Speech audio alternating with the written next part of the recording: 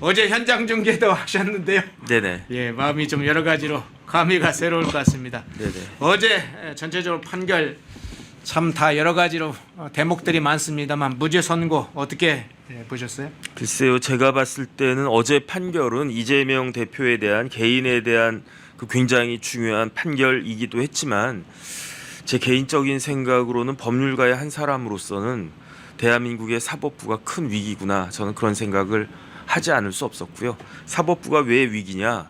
판사들은 판결하는 사람 아니겠습니까? 판단해주고 분쟁을 이렇다 저렇다 결정해주는 사람인데 결국은 재판이라고 하는 거는요, 둘 중에 하나는 손해를 보는 게임이 재판이에요. 한 사람 손을 들어주는 거니까. 어제 판결만 해도 검사의 손을 들어주느냐 아니면 피고인의 손을 들어주느냐. 그런데 어제 사건 같은 경우에는 한 진영의 손을 들어주는 것과 똑같은 거 아니겠습니까? 그러면은 저도 변호사지만 저도 재판 많이 해봤지만 지면요, 내가 질 줄 알았어도 불만이 생긴다고요. 그런데 그럼에도 불구하고 승복할 수밖에 없는 게 판사님들이 나보다 뛰어나니까, 나보다 더 많이 알고 더 양심적이고 더 바르고 더 공정하니까 이런 믿음이 있어야 그 판결에 대해서 그 패배한 쪽에서 승복할 수가 있는데, 자꾸 제가 봤을 때 예컨대 정계선 재판관 이진숙 그 방통위원장 선고할 때 하루 일한 사람 보고 파면된다고 그랬어요. 그 다음에 한덕수 권한대행에 대해서도 13일 일해가지고 아무런 그 하자가 없는 사람에 대해서도 파면돼야 된다고 그랬어요. 그러더니 어제는 1심에서 유죄가 나왔다고 했음에도 불구하고, 유죄라고 했음에도 불구하고 제가 봤을 때 김문기 처장을 알았다 몰랐다 이것도요, 사실은 유죄라고 저는 생각했거든요. 그런데 그 부분을 1심에서 한성진 부장판사는 무죄라고 빼줬는데 여기서 더 나아가가지고 모든 것들을 다 무죄다 이렇게 이야기를 해버리니 앞으로 어떤 사람들이 대한민국 법원의 판단을 올바른 판단이다, 공정한 판단이다, 내가 불복할 수 없겠다 이렇게 할 수 있겠는가. 참 대한민국 사법부에 큰 위기가 닥쳤다라고 저는 생각합니다. 예, 전체적으로 사법부의 위기로 내용으로 총평을 해주셨는데 특정 진영을 편을 들어줬다. 한 이재명에 대한 문제를 넘어 한 진영의 편을 들어줬다. 자, 세부적으로 좀 살펴보겠습니다. 이재명 대표, 김문기 차장 시장 재직 때 몰랐고 경기도지사 당선 후에 다른 사건으로 기소된 직후에 알게 됐다 이렇게 주장을 했었죠. 근데 2심 재판부는 김문기 모른다 발언에 대해서 허위사실 공표에 해당하지 않는다면서 이렇게 얘기했어요. 행위에 관한 발언이나 행위라 볼 수 없어 허위사실 공표죄로 처벌할 수 없다.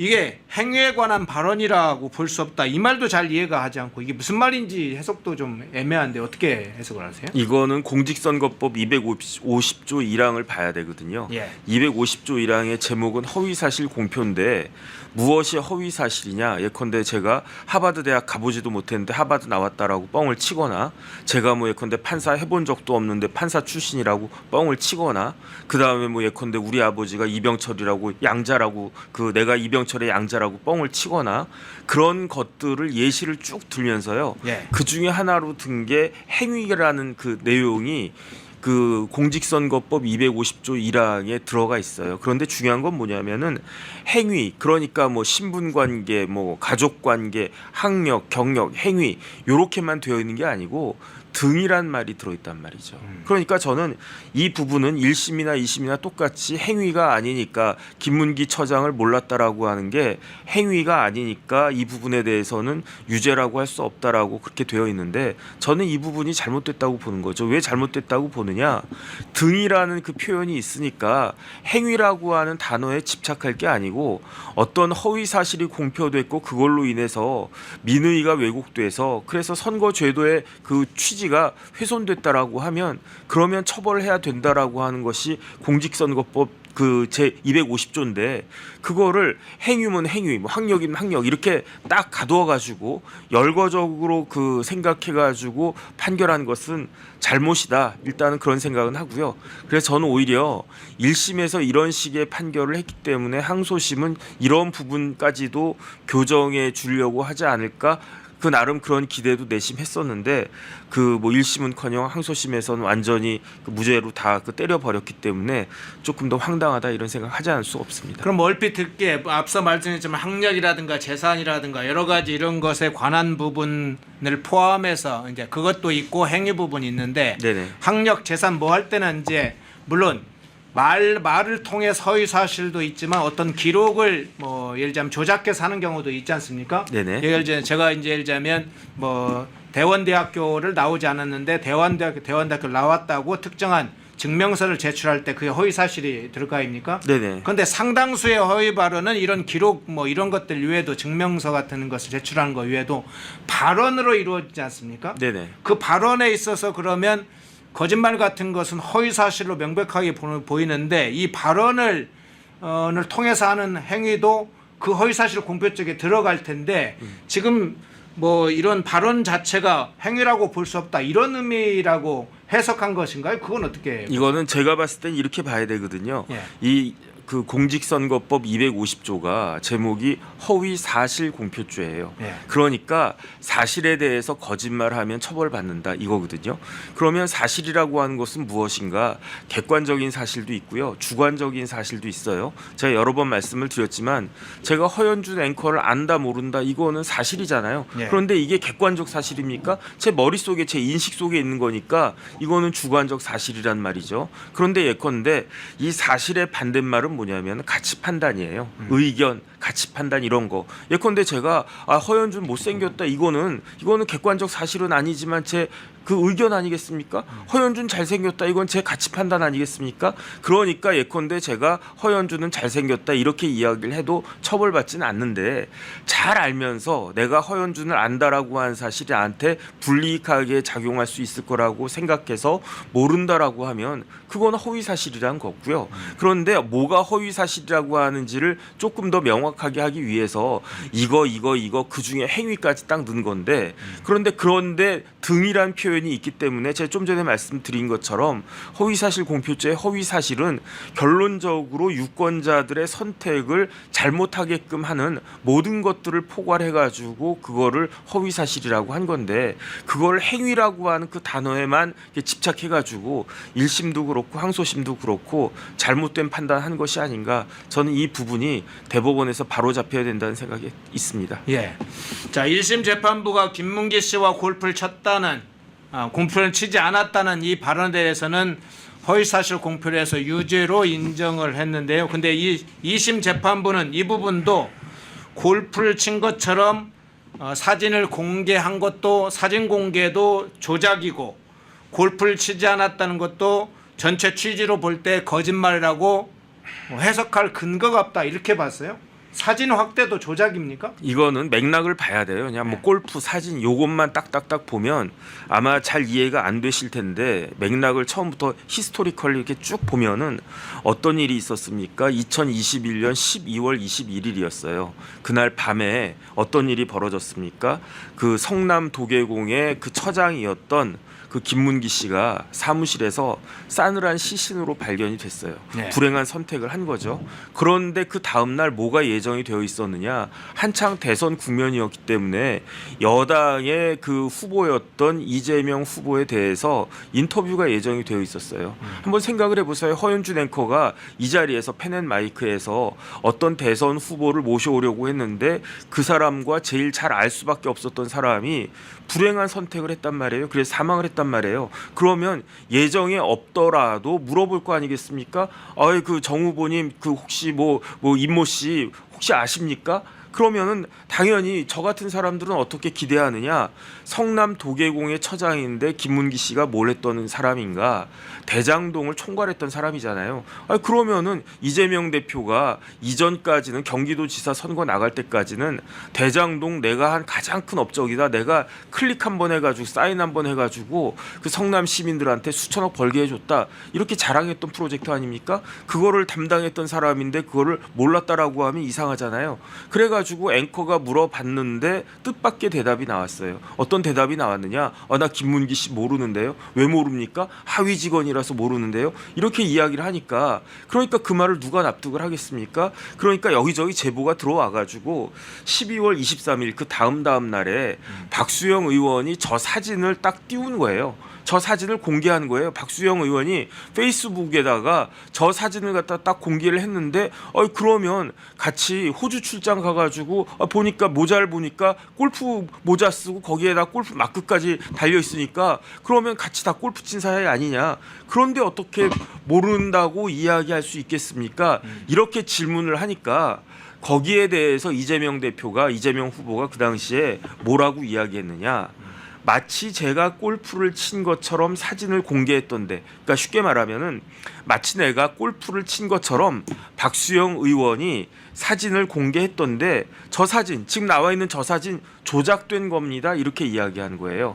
그런데 마치 골프를 친 것처럼이란 말은 이재명 대표가 그때 골프를 쳤다는 겁니까? 안 쳤다는 겁니까? 안 쳤다는 거잖아요. 네. 총 맞은 것처럼 제가 가슴이 아프다라고 하면 제가 진짜 총을 맞았다는 겁니까? 아니면 그만큼 내가 마음이 아프다는 겁니까? 결국은 총을 안 맞았다는 거잖아요. 네. 그러니까 골프를 친 것처럼 사진을 조작한 것이다라고 하는 것은 골프를 안 쳤다라는 이야기인데, 그런데 유동규 씨부터 해가지고 쫙 다 증언을 했잖아요. 그때 유동규, 이재명 그리고 김문기 세 사람이 골프를 쳤는데 무지하게 재밌게 쳤다면서요.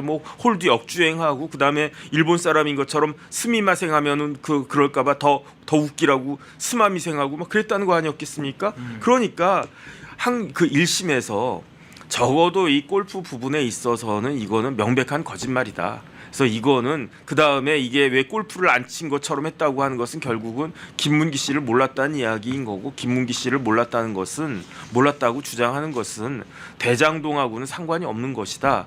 그렇게 보여주기 위해서 한 거니까, 그러니까 이거 유죄다라고 했었던 건데, 그런데 이번에 항소심에서는 그 말을 갖다가 이렇게 막 자꾸 이렇게 딴 데로 삼천포로 막 세게하면서 이거는 조작이 아니다 막 말을 갖다 비비비 꼬면서 결론은 뭐다? 결론은 이것도 무죄다. 이렇게 항소심 판결이 내려진 겁니다. 참 기가 막힌 장면들이 계속 나오는데요. 앞서 보여드렸던 저 사진도 조작됐다. 원본의 일부를 확대한 건데 그것이 조작됐다고 재판부는 봤네요. 새로운 개념들이 생겼습니다. 자, 그런데 선거법 위반 사건 중에 가장 사실은 유죄 가능성이 높았던 부분이 백현동 개발 관련된 발언이었죠. 국토부가 협박에 용도 변경을 했다. 백현동 4단계 그런 용도 변경을 했다. 국토부가 협박을 했다는 것이죠. 이재명 대표는 자신의 선거 대책 본부장이었던 김인섭 씨에게 특혜를 줬다는 의혹에 대해서도 국토교통부의 용도 변경 요청을 받고 불가피하게 용도를 변경한 것이다. 이렇게 해명한 바가 있습니다. 이에 대해서 2심 재판부가 사실 공표가 아니라 의견 표명에 해당한다. 그래서 처벌할 수가 없다. 이렇게 선고를 하면서 불가피하게 라고 했던 이재명의 발언은 상대적, 주관적 개념이고 협박받았다는 말도 과장된 표현일 뿐 허위사실이라고 단정하기 어렵다. 이렇게 판결을 했어요. 그런데 이 판결을 하면서 재판부는 2020년 권순일 전 대법관이 관여한 이재명 대표 허위사실 공표 사건 판례를 다시 인용을 했습니다.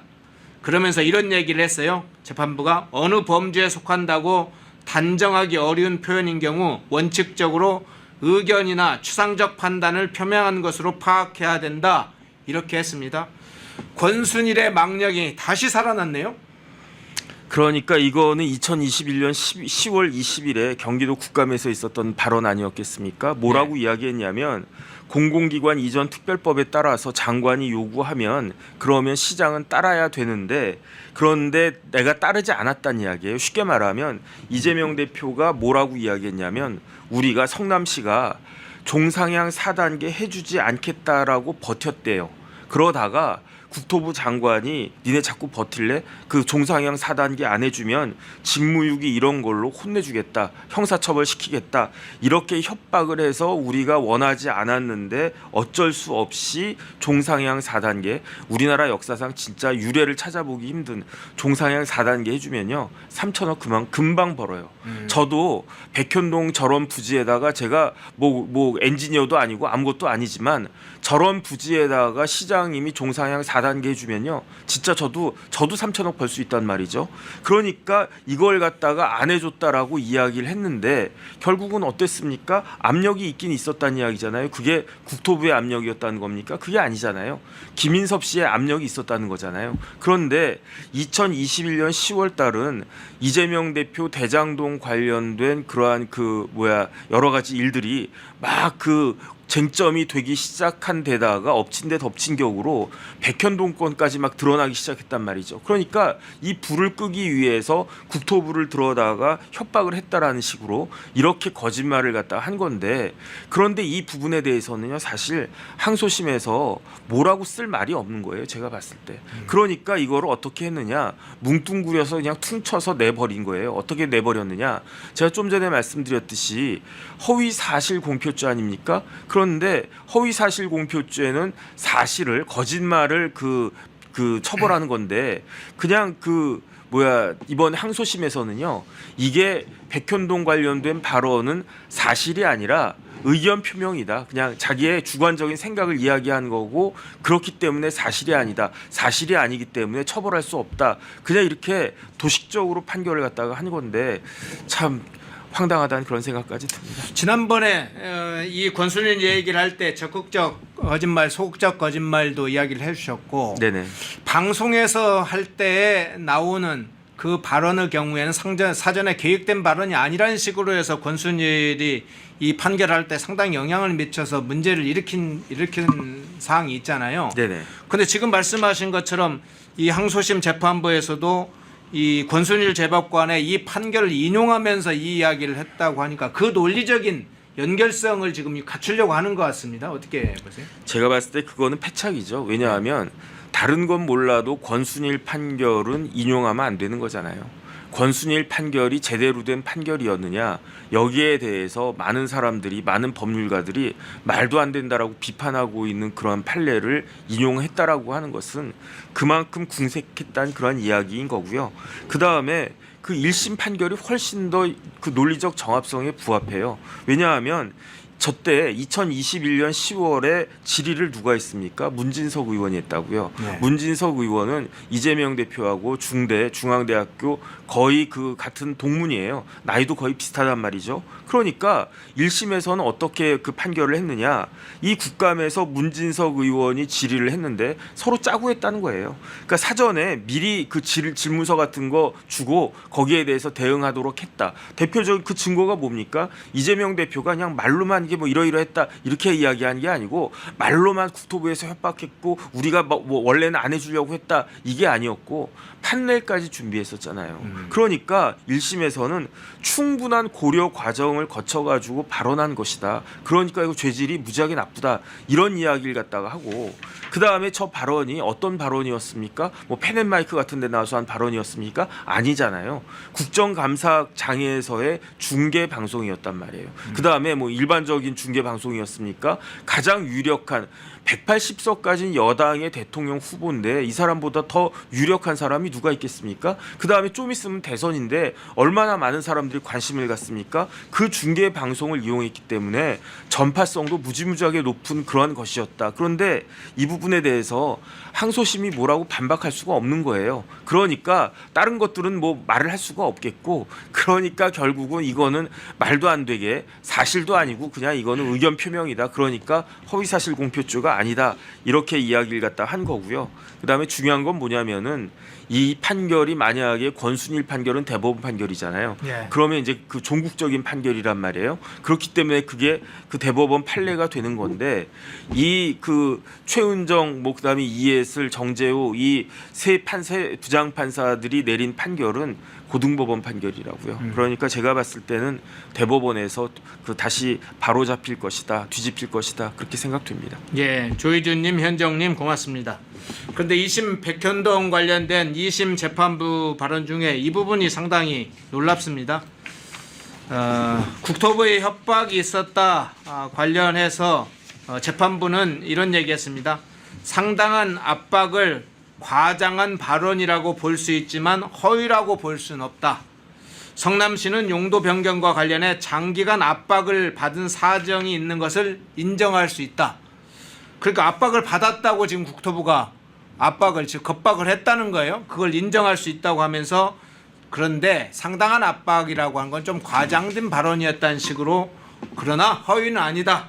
이렇게 얘기했어요. 그간에 1, 2심 굉장히 많은 사람들이 지금 증언을 했잖아요. 네네. 다 모두 다 협박은 없었다 이렇게 증언하는데 대체 2심 재판부는 뭘 근거로 이렇게 압박이 있었다는 식으로 판결을 했을까요? 그러니까 1심 판결문 보면요. 예. 위로는 국장 이상급부터 아래로는 주무관, 진짜 실무 주무관까지 증인으로 22명인가 나왔었어요. 그런데 한결같이 뭐라고 이야기했느냐? 국토부의 협박은커녕 압박도 없었다고 그랬어요.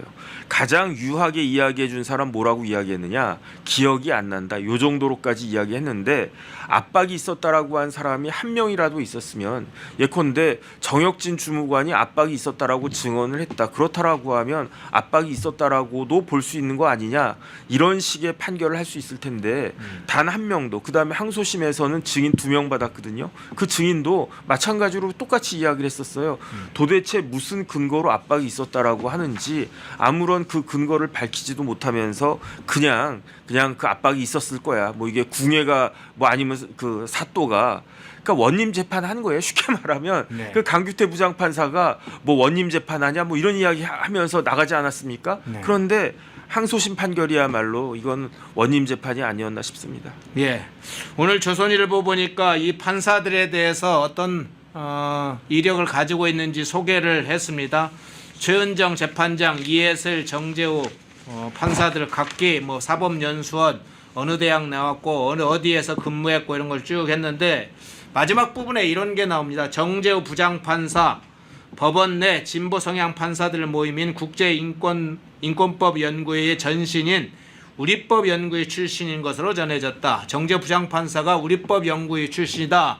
그렇게 알지 지금 확인됐다는 식으로 이제 보도가 됐는데, 자 그럼 또 이제 우리법 연구회가 또 작동한 것인가요? 지금 헌재 서부지법 이제 우리법 연구회가 지금 강력하게 카르텔 형성하고 있다는 게 계속 문제가 지금 되고 있는데, 재판부 이제 판결과 관련해서 재판부 내부의 의견 대립도 그간에 있었다 이런 얘기가 계속 들려왔었는데 결국 우리법 연구위와 재판부 내부의 이견 표출 뭐 이런 것들이 작동한 것인가요? 글쎄요, 뭐 이상한 판결이 나왔다. 뭐 예컨대 정계선 재판관 보면 따져보면 우리법 연구회, 국제인권법 연구회 또 누가 뭘 했다. 예컨대 뭐 이순영 부장판사 그다음에 오동훈 공수처장 다 뭐 그렇다. 그런데 이번에도 판결이 어떻게 이런 판결을 할 수 있지? 이거는 대다수의 법조인이 말도 안 된다라고 생각하는 판결이거든요. 봤더니 저 정재호 부장판사도 우리법 연구회다. 이러니까 그 법원에 대한 불신이 더 가중될 수밖에 없는 것이 아닌가 그런 생각은 드는데, 하지만 반면에 이런 측면도 있어요. 1심에서 판결을 썼던 한성진 부장판사도 우리법 연구회였고요. 네. 그다음에 윤석열 대통령 구속 취소했던 지규현 부장판사도 마찬가지로 우리법 연구회다. 다 그런 건 아니에요. 그래가지고 우리법 연구회도 그야말로 순수하게 이렇게 어떤 그 문제 의식을 가지고 공부하자 이런 사람들도 있는 반면에, 그런데 우리법 연구회 멤버 중에 상당 부분이 걱정할 만한 수준에 있는 사람들이 이렇게 법리가 아닌 이념이나 진영에 따라서 판결을 한다라고 하니까 그러니까 진짜 걱정이 되는 겁니다. 예. 자, 이사 어제 있었던 무죄 선고 관련된 부분을 중점적으로 좀 분석을 해봤는데요. 그러면 이제 검찰에서 바로 항소를 하겠다고 입장을 밝혔습니다. 이제 대법원으로 갈 텐데 대법원으로 넘어가면 어떻게 판결이 됩니까? 직권으로 할 수도 있습니까? 그게 이제 그 검찰에서 상고를 아마 그 뭐 어제라도 오늘이라도 했을 거예요. 어제 했을지도 모르고 빨리 상고장 내고 그 다음에 상고 이유서도 빨리 내면, 그러면 그 다음에 이 사건은요 그 대법원에 633 원칙이 적용되는 사건이에요. 그러니까 3월 26일에 판결이 났으니까 6월 26일까지는 판결을 다른 사건에 우선해서 판결을 해야 된다라고 하는 게 그게 공직선거법 규정이고, 그다음에 이 부분에 대해서는 조희대 대법원장이 여러 차례 강조를 하셨으니까 아마 6월 26일까지는 선고가 나지 않을까, 일단은 그런 생각이 들고요. 그다음에 오히려 선고가 만약에 이재명 대표가 1심과 똑같이 유죄가 나왔을 때보다도 더 빨리 나올 거예요. 왜냐하면 상고인인 경우하고 피상고인인 경우가 네. 그 속도를 조절하는 툴이 아무래도 상고인이 더 재판을 지연시킬 수 있는 방법이 더 많이 있거든요. 네. 그러니까 검찰이 상고인이 되니까 아마 이재명 대표가 한 것보다는 더 빨리 상고 결과가 나올 수 있을 것 같다, 그런 생각은 들고요. 네. 그러니까 6월 중순까지는 선고가 되지 않을까, 저는 개인적으로 그렇게 생각을 하는데, 중요한 건 쟁점은 뭐냐면은 대개는 이런 경우에 파기 환송이 돼요. 그러니까 원심 법원, 고등법원의 판결을 깬다라고 하는 걸 파기라고 하지 않습니까? 예. 파기했을 때 크게 두 가지가 있는데, 파기 환송, 다시 고등법원으로 돌려보내는 걸 환송이라고 하고요. 자판, 스스로 판단한다는 뜻이거든요. 자판이라고 합니까? 대법원에서 직접적으로 재판해가지고 선고하는 경우를 파기 자판이라고 하는데, 사실은 거의 90% 이상은, 거의 90몇 프로는 다 파기 환송이에요. 특히 민사 소송은 파기 자판이 그래도 있는데 형사 소송은 파기 자판하는 경우가 거의 없거든요. 굉장히 희박한데, 그럼에도 불구하고 사례가 없는 건 아니고, 그 다음에 제일 중요한 건 뭐냐면은 예컨대 대법원에서 딱 봤을 때 이거 고등법원에서 말도 안 되는 판결을 갖다가 썼네, 이거는 무조건 유죄가 나와야 되겠네라고 했는데, 파기 환송하다 보면 시간이 몇 달이 또 더 걸린단 말이죠. 네. 그러면 633에다가 플러스 알파인데 그 플러스 알파가 걸리는 시간이 3개월인지 몇 개월인지 그건 또 나와 있지도 않단 말이죠. 그냥 3개월 정도로 해석을 할 수밖에 없을 텐데, 아무리 좋게 해석을 해도. 그렇다라고 하면은 윤 대통령에 대한 탄핵이 인용이 되어 버리면, 그래가지고 조기 대선 체제가 되어 버리면은 이게 문제가 된단 말이죠. 그렇다라고 하면 그 다음에 파기 환송한 것에 대해서 또 상고할 수도 있거든요. 네. 만약에 항소심에서 징역 1년이 또 나왔다고 해도, 그래도 거기에 대해서 이재명 대표가 또 상고할 수도 있단 말이죠. 그러면은 원래는 6월 정도에 끝나야 될 그 사건이 연말까지 갈 수도 있는 그런 상황이 되어 버릴 수 있으니까, 이런 것들을 종합했을 때 이 사건에 대해서는 조희대 대법원장이 파기 자판하는 것으로 하자, 이렇게 할 수도 있지 않을까, 저는 그런 생각이 들고요. 또 그렇게 해야 된다, 개인적으로 그런 생각하고 있습니다. 파기 환송의 경우에는 그 과정과 절차를 볼 때 상당한 시간이, 최종 결과가 나오기가 시간이 걸리지만, 파기 자판을 하면 사실상 직권으로, 그러니까 대법원이 판결을 하면 바로 종결이 되네요. 그렇게 되면 실제로 6월 중순 경우에도 그냥 종결이 되는 거죠. 그게 마지막 그거는 결정적인 한 수가 될 수가 있고, 예. 그 다음에 오히려 반대로 제가 생각해 보니까 조기 대선이 있었다라고 했을 때 대법원에서 만약에 선거를 며칠 앞두고 이재명 대표 무죄를 확정해 준다라고 하면, 그건 역시도 또 대선에 미치는 영향이 굉장히 어마어마하지 않을까. 그래서 이제 많은 사람들이 대법원장의 입만 바라보는 그러한 상황이 되지 않을까, 그런 생각 듭니다. 조희대 대법원장의 판단과 어깨에 우리나라 운명이 걸려 있네요.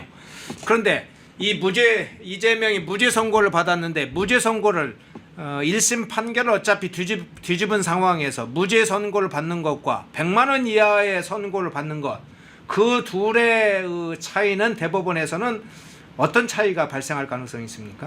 그래서 일단은 사실은 이게 1심이 유지가 되거나, 예. 그러니까 더 베스트는 1심보다 1심과 같거나 더 강한 선고가 내려지는 게 그게 정의에 합당한 그러한 판결이었다라고 저는 생각을 하고요. 그 다음에 예컨대 딱 100만 원 이렇게 선고를 해서 피선거권이 박탈되는 그런 형이 나왔어도 아쉽지만 어쩔 수 없다, 이럴 수가 있는데, 어제 나온 그 무죄 판결은요, 굉장히 어마어마한 판결이에요.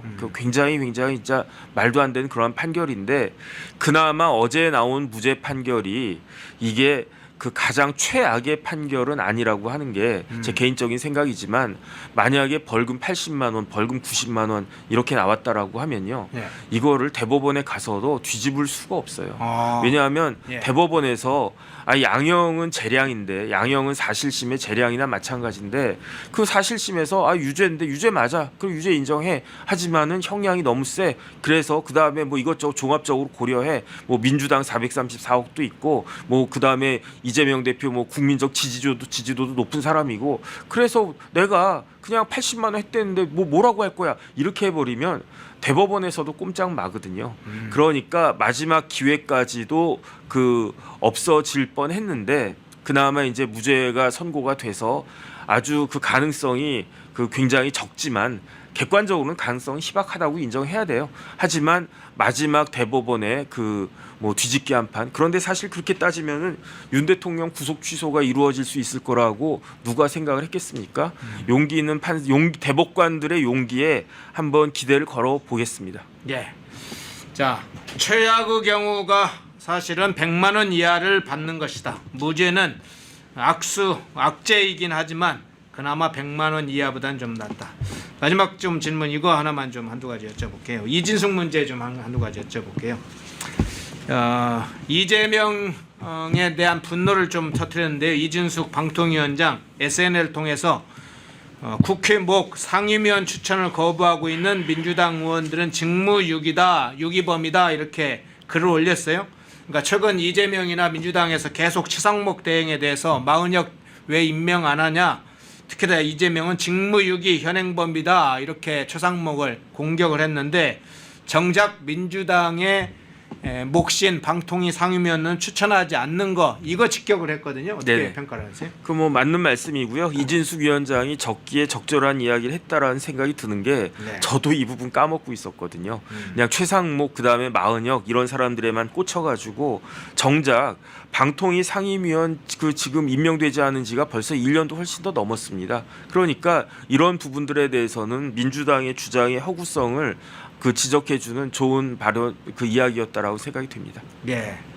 자, 그 부분 그런데 민주당에서 지금 3인 이상 의사 정족수 골자로 한 지금 방통위 설치법 개정안을 냈잖아요. 네네. 아니 방통위 상임위원 임명하면 금방 해결된 문제인데 이 3인 이상 의사 정족수 형태의 방통위법 설치 이 개정안 이게 어떤 의도라고 보세요? 이거는 방통위 상임위원 추천을 안 하겠다는 이야기인 거죠.